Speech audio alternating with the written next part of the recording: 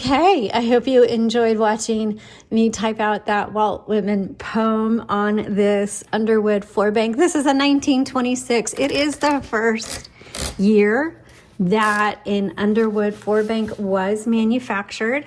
You can see this particular one is in really good condition. The decals, this is 99 years old, so being almost 100 years old, that's what I would consider excellent condition. Obviously, there's a little bit of wear there, but it looks fantastic. And again, the decals down here, these look really good. This one is attached to the base, and because then the cover just fits over the top, and it's hard-sided, and you just fit it down and it snaps shut, which I'm not going to do right now because we're going to take a look at this beauty.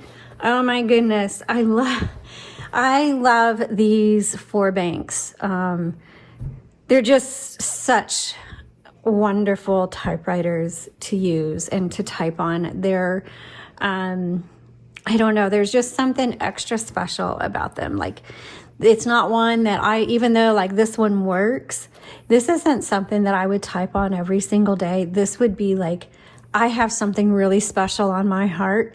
Whether it's short or long, doesn't matter. I'm going to pull this one out because this one is like, I don't know, it can handle what's inside of me. I don't know if that makes sense for you guys or not. Not that a typewriter, any typewriter can't. But if you've typed on typewriters, you know that you kind of develop a relationship with the typewriter, and each one has its own little personality, and it kind of draws something out of you.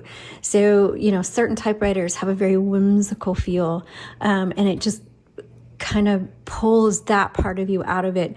This is an old soul typewriter, or this is a mature, that's probably a better word, mature typewriter. And so if I have something like really special on my heart, I'm going to come to something like this, and because it's going to handle my thoughts well. And I know that might sound silly to people who haven't typed on typewriters for very long, but once you start using them, you'll understand what I'm saying. So from this point on in the video, I am just going to do a quick tutorial to show you how this one operates in case you've got one and you're not sure. I'm going to close my Walt Whitman. I mean, did I say Walt Whitman? This is a Wordsworth. Oh my goodness, I don't know why I said that. This is a Wordsworth book that I found. It's an 1888 edition. Love going to antique shops. So I found that there, but I'm going to close that out, set some things aside, and let's take a look at this Underwood. So to begin with, you've got your carriage here and your platen. And if you are uncovering a 99-year-old typewriter, most likely your platen is going to be hard. And while we personally don't replace platens, there are some typewriter repair specialists that do, and you'll have to seek those out. They're a little bit harder to find. But you can, I recommend, like either folding your paper in half or putting 2 or 3 pages in at a time to kind of help protect that platen. You'll see back here are all the patents they print on the back of their typewriters. And, but you can press down and drag for setting your margins. So press and drag over. So that is your margin set. The only thing I don't like about these really older ones is they don't have paper holders. So when you're typing, like when I was typing my poem earlier, it just was falling over, and I don't like that. I like it when they sit up. But okay, and so then you have your back plate here. Here's your paper bail and your return handle. This one has a very sweet bell. Also, on this Underwood floor bank, the roller handle is only on the right side. It is not on the left. So on the left, I think, hold on. This is Yes, so this is your line selector. So on the left side, you've got your single spacing and then your double spacing. So it doesn't have, those of us used to typewriters and used to grabbing the ruler, there isn't one on the left side. Your serial number is going to be right here. And like I said, this one is a 1926, which is the very first year they made this particular model.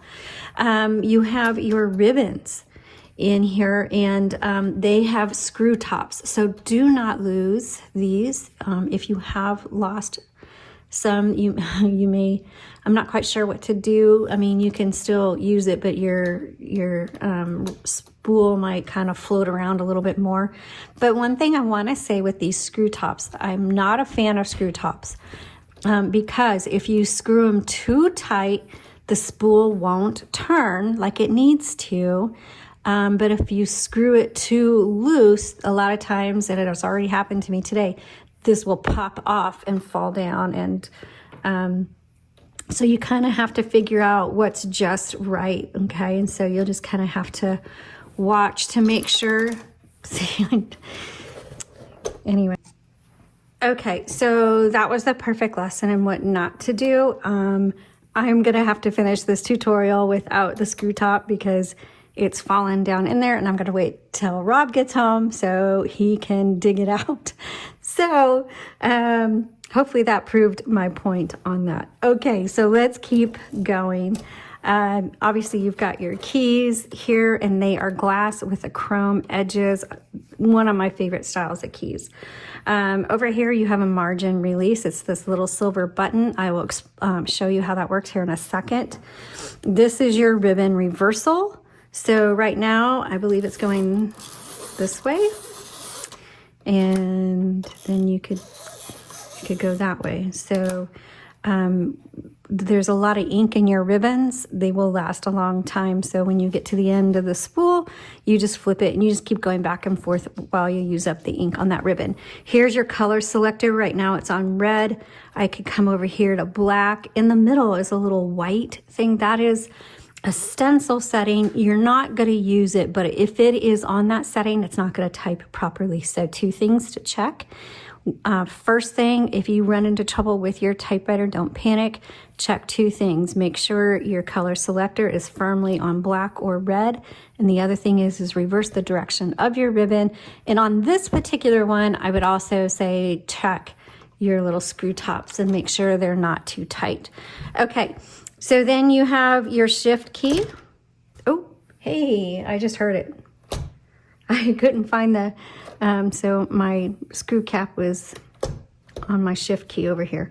And then you have your shift lock, which is the little silver piece. And then to release it, you have to use the left side and just press on the big shift key. So that is the basics of this typewriter. You've also got a paper release lever on the top back here. That is the basics of your Underwood. So I'm going to load a piece of paper and we're just going to kind of walk through it again. So this is where my margins are set. Let me bring it in just a little bit. Okay. And so I'm just going to put my paper there, turn my handle. It's going to be crooked. You can see how crooked that is. So I'm going to use my paper release, adjust it, make sure it's nice and even, re-engage it. And then you can type.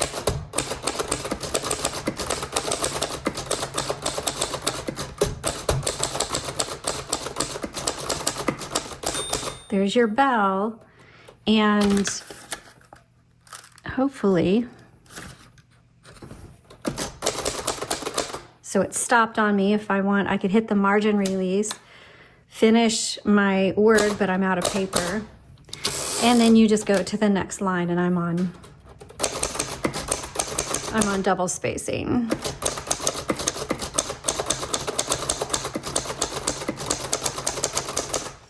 So that is how you basically use your Underwood 4-bank. I hope you enjoyed this, and I hope you found this video helpful. Thanks for giving a thumbs up, and we'll talk to you soon.